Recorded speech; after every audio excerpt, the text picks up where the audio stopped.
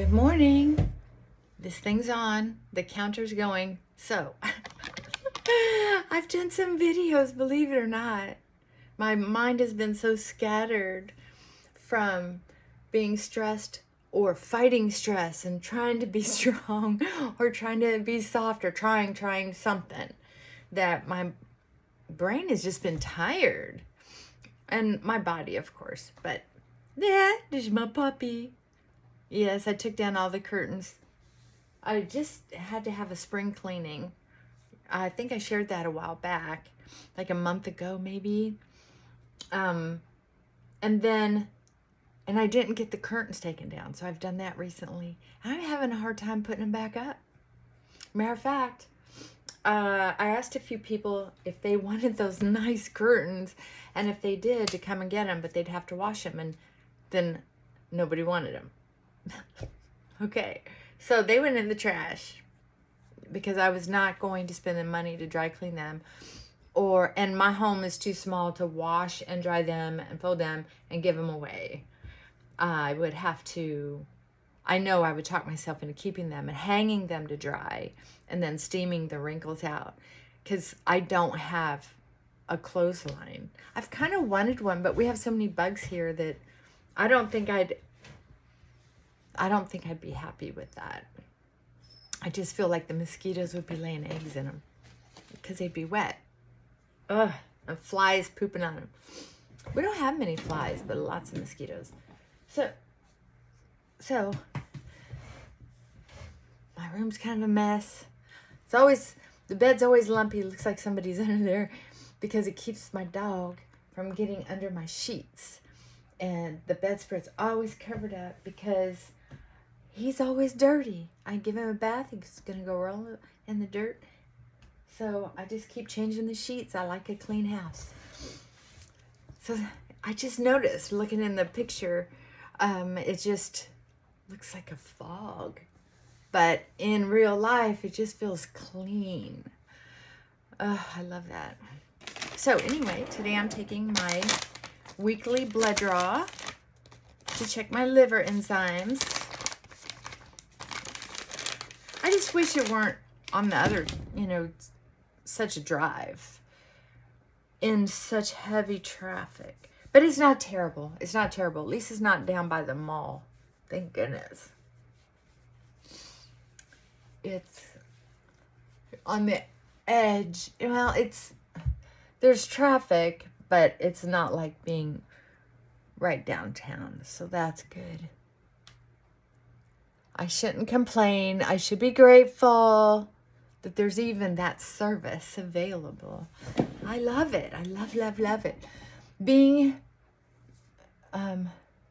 sort of Dr. Heal Thyself or being your own attorney is the worst attorney. I don't know which, but I do a lot of research on this whole cancer thing and all this liver health and recuperation from injury. So I feel like there's some trial and error there, but it's a lot better for me than chemo and radiation and the whole surgery and reconstruction surgery thing. I think I explained to you last time that because of the type of tumor it is, how it's attached to the bone, that would mean they would have to remove that portion of the bone along with the cancer or along with the tumor, whether it's benign or not, which would also mean reconstructive surgery to reconstruct a piece of the rib bone. To me, that's if I can get rid of the tumor on its own or keep it under control, which is the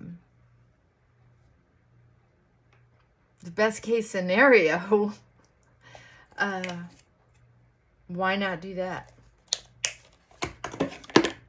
The more I research this topic, the more I find out about Frankie, stop whining, baby. I'll give you a noogie.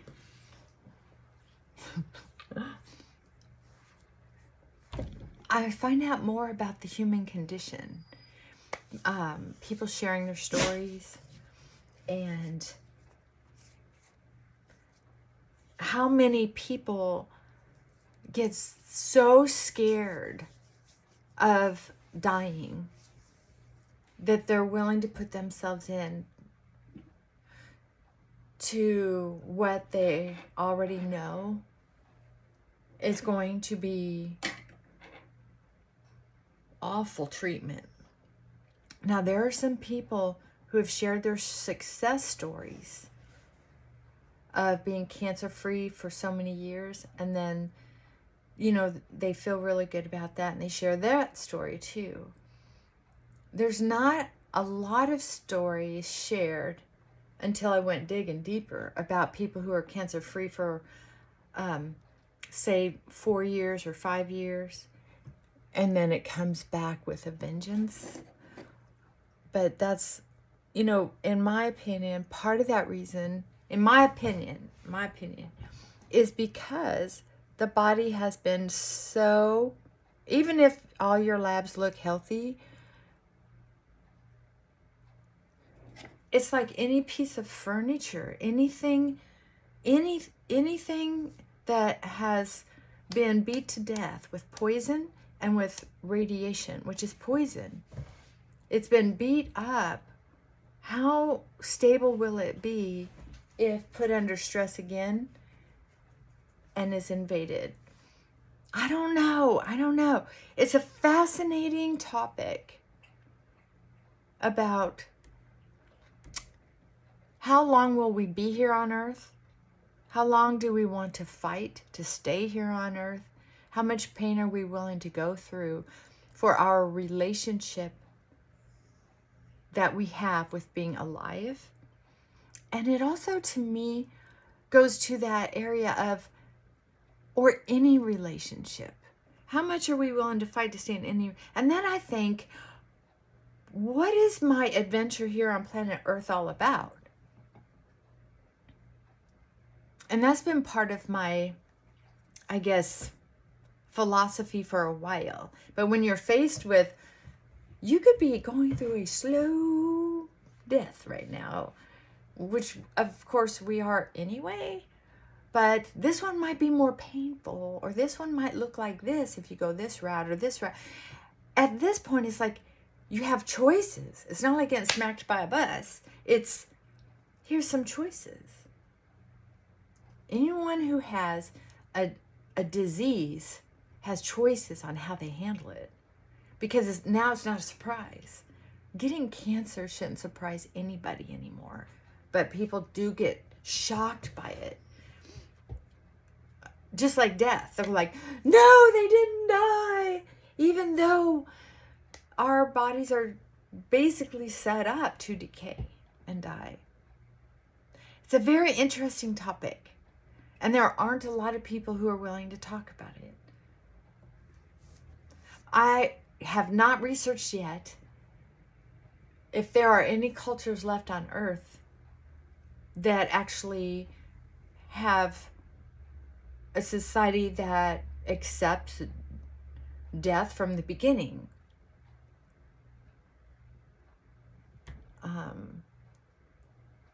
And lives their lives as if their life is temporary. I find that very interesting. I like that idea. Matter of fact, I'm going to write that down. Or I will forget.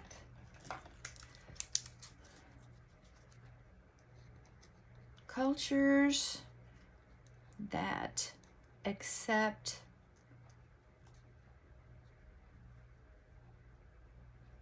they will die. Instead of being in shock and awe when they're confronted with something like that. And I think the calmer we stay when we recognize, ooh, now I have choices I need to make. Sometimes what we do, from what I'm reading, I don't have my references in front of me, but what they'll say is, People want to be told what to do because they're scared. And they don't even consider educating themselves, and even if they did, they wouldn't know how. I love this stick foundation. My grandmother used to use it, and I think it was like from Revlon or something. But this one is it's like a dupe of something else, probably L'Oreal, I don't know. But I think I got it for $1 or something from Temu a couple years ago when I had that, boredom from the whole COVID lockdown thing. When Temu came out, it was just like, shipping! So I've had it in my drawer, and I'm just now using it. I might be working out in my yard sweating, so I'm not going to do a whole lot, but I am going to go get my blood draw, so I don't want to scare the other customers in there. I was showing up. If I rub it in enough, you can't even tell that it might be. It blends in really well, and I guess you could make it heavy coverage, but to tell you the truth, I just don't feel like someone with as many wrinkles as I have needs full coverage. I mean, you're not going to hide my age. You're not going to really hide the wrinkles. I mean, I guess they have that Plexiderm and different things like that on TV. Well, it'll erase your wrinkles. But think about it. It's kind of like using a bra that pulls you up here and squeezes you in on your first, or, through your how many dates, and then you finally take your top off for your lover, and then they're like, oh my God, you have banana boobs. I would have never guessed that. So I don't know. I think all that wrinkle cream stuff is like false advertisement at some point. You can wear a bra that doesn't totally give it away, but to go from one extreme to the next is, I don't know, getting rid of all my wrinkles would be silly. Besides, I'd want it on my neck more than anywhere. And that gets pricey. My neck's kind of long. I don't know. Anyway, back to deeper topics, which I think image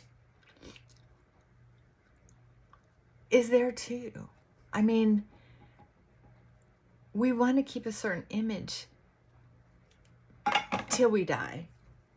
A lot of people want to stay strong and be a fighter and be this and be that. But whether you accept us, like I feel like I do, it doesn't mean it's not still scary and terrifying and disappointing. I don't want my journey here to be over. I just don't. I mean, I'm not in denial that, speaking of wrinkles, holy cow. That's why I like coating of this powder, is that, oh, my godmother, I love you. She introduced me to this. Does it smell like an old lady? Well, it smells like my godmother, so probably smells like an old lady in my head. But I like it. I like it. I like it. And nobody else smells it on me. When you hug me, you don't smell it because it mixes with my own body chemicals like all fragrance does. And it has this very gentle coverage if you just put it on with a light blushing. So it doesn't show up so many wrinkles. Covers up just a little of the shine. But yeah, it has a little tiny bit of shine to it. I don't know. Doesn't really matter. So, interestingly, yeah, we want to have a certain image. Okay. So, in part of my research, I know I've mentioned years ago I volunteered for hospice. It was one of the best decisions I ever made in my life. What a blessed experience that has been. Well, I found Nurse Julie on YouTube, and she is a hospice nurse, and she shares a lot about death and dying, her experience with it. And I can tell you this, that young lady rocks. I love watching her videos when I have time and I think of it. But I went down the rabbit hole with her for a little while. And one of the things that she said that I was like, yep, that was my experience too, was that people are more of who they are when they're in the process of dying. So you might go through the cycle of grief. That's one thing. But when you're on your deathbed and you're letting go or trying to hang on, your personality comes out. So however you used to hang on to money or hang on to people or hang on to your pride and ego or hang on to your kids or whatever it is, it's going to show up. You know, if you were angry deep down and could never get rid of that anger because of your parents or being jilted by a lover when you were vulnerable and you never really processed that to get it out of your system. Oops, there it is. Yeah. I've been with some people when they were dying, and oh my God, the sense of humor, the love, the satisfaction with life,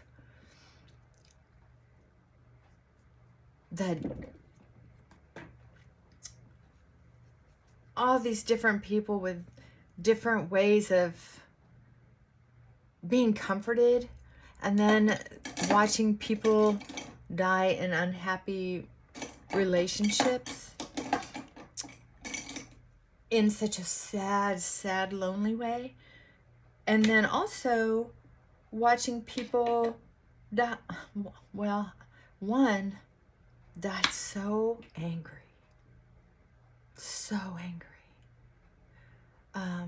His life was full of alcoholism, domestic abuse towards the women in his life, and he drank himself out of and fought himself out of every relationship and kept coming back to this one woman where he was staying when he was passing. She let him stay with her after all the abuse, after all the comings and goings. He had nowhere else to land but coming to the one lover that constantly forgave him and would have done anything if she felt like he could just lie and say, I love you and thank you before he died.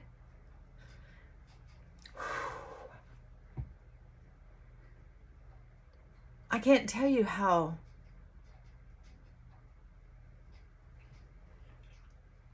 just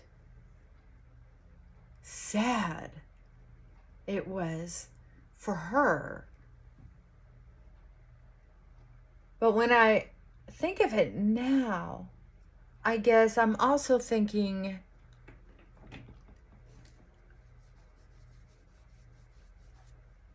I wonder if I was hoping she had had some reprieve off and on through her life with her kids or grandkids. Probably not a big one. She was very poor and in the least favorite trailer court in town. I stayed with people who were very wealthy and people who were visited, not stayed. But Um, this was a trailer I would never live in if I had a choice. I mean, and I feel like I would always have a choice. I think I would rather live in a clean car than the condition that trailer was in. So she wasn't. So he really took advantage of her intellectual level and her self-esteem. Evidently, since they were young. Very sad. But when I think about his long, miserable life, for him to be able to die with that kind of hatred and disappointment, it was sad to see. I've only used the word pathetic to refer to abandoned animals, abused animals, and that particular human being. Because to see that kind of, decay of his physical body and his spirit, his personality. Hopefully, when he got to the other side, hopefully he was able to find the peace that always eluded him. And I hope that lady, I worked with her for a while, as long as I could stand it. I mean, I had so many other things to do and other patients, and I was also running a full-time business.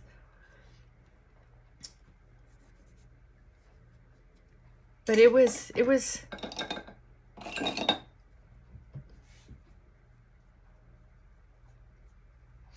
that was probably my most challenging thing. And I think that's one of the things that's always stuck with me is I do not want to die miserable. No way. Matter of fact, that's where, a few years ago, I almost left my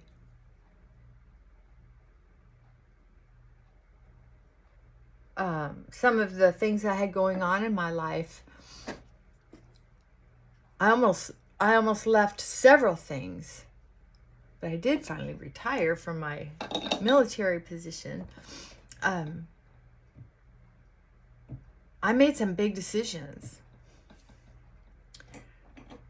because I thought, if I die now, am I going to die where I can live with myself? Am I going to die, where I can live with myself? That's funny. But I think there just comes a time where deciding to not decide is a decision, and that helped me calm down and not be so miserable with some things that were going on in my life. And remember that whole COVID thing? A lot of people went to drinking heavy, doing drugs, divorcing, having affairs. So I wasn't the only one going through a mental, spiritual metamorphosis at some level. But I am such an introvert. It didn't affect me like a lot of people. Anyway, I thought it was spiritual, but I think it was just personality types. I think more introverted people, and there are so fewer introverts, true introverts. And I don't mean mental health diagnosis introverts where they are afraid of people and don't like people and can't get out. I don't mean that kind of introvert. I mean a gentle introvert where it's like, I'm okay without people being around. I love being at home. I know how to entertain myself. And socializing once in a while in moderation is okay. It's good. I like it. It gives me energy. And then I come home and rest for a month. But I also work with people on videos, so I'm not suffering. I don't know. That's my opinion today. I might change my mind at another time, but that's how I'm looking at it right now. I know there are people who call themselves introverts, but I'm a peaceful, calm introvert. I'm not an angry, insulting other people to defend my imposed isolation. Yeah, to me that's more of a problem with something else than, I don't know. You shouldn't have to defend yourself if you're an introvert. There's nothing to defend to me. I think some people just like to be defensive. Once again, it's this, how am I thinking before I die? Whether I live another 50 years or another 50 days. How am I treating this life? I'm not trying to put anybody down. Please believe me. If you're one of those, I have to defend myself and fight for myself because I'm an introvert kind of person, go ahead. I see that stuff all over the internet. That's why I got off of Facebook. It's like, why are people so rough around the edges? Why not calm down a little bit? I figure if I'm the most calm person I know, there's a problem. Because I don't consider myself calm. I consider myself to be challenged by life almost daily or weekly. And sometimes I have a pretty good streak of, wow, life's pretty cool. Right now I'm having a pretty good streak of life's pretty cool because my cancer, my tumor has shrunk way down. So I am assuming that's a good sign. Even though my liver's acting up, I have been able to research to take the next right steps in helping that, so I can start taking my cancer protocol again, my tumor protocol. I do have an MRI scheduled, but I have had so many x-rays that I really feel like I'd like to cancel it. I certainly don't want contrast. And I don't like confrontation. So if they say they can't take it without contrast, then I have to get on the phone and hope my doctor's office will answer.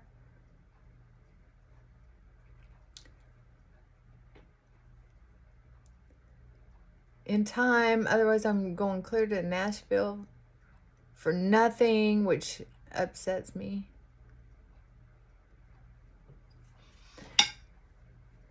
It's almost like I'd rather not have the hassle. But it took 2 months of waiting to get this appointment. So I'm almost leaving it up to the gods to say, oh, Miss April, we need to cancel that appointment for that day, and we'll need to schedule it for October or November. I'm almost hoping that happens. Because I really don't think I even need it, because I feel like things are going so well.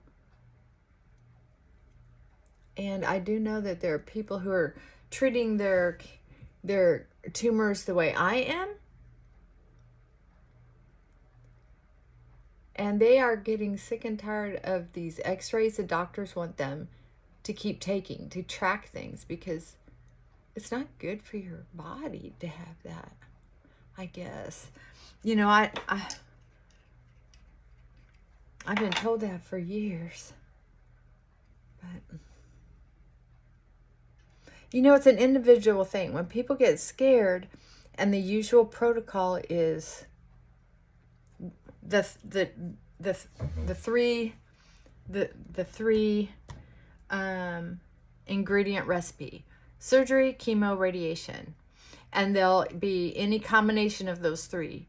And then now they have all these medicines that they use, and there are side effects to all of those. So it's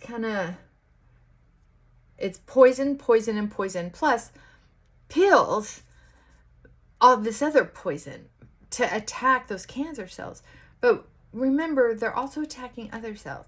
Now, there are some people, very few people that I have met that have gone through cancer treatment with a miraculous outcomes, miraculous personality shifts, and calmness and love through doing the 3 ingredient recipe.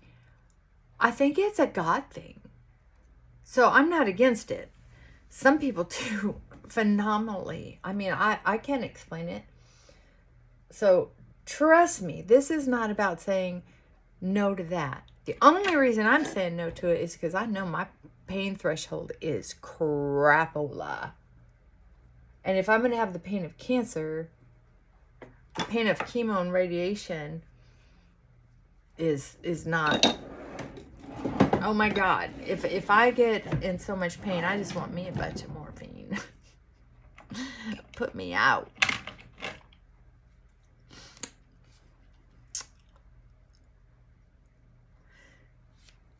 I don't know, hon. Anyway, I'm gonna go get that blood test, and then I'm gonna go work in the yard, dig in the dirt, and let my puppy chase butterflies and birds and squirrels. What do you say? What do you say, baby? What do you say, baby? He's not talking. Excuse me, he's not talking to me. He's so mad. Oh, hey, my baby. Are you my baby? Oh, are you my baby? Oh, everybody needs a dog. That's what I say. All right, love you guys. Have a great day, and stay out of trouble. And say hi. Bye for now.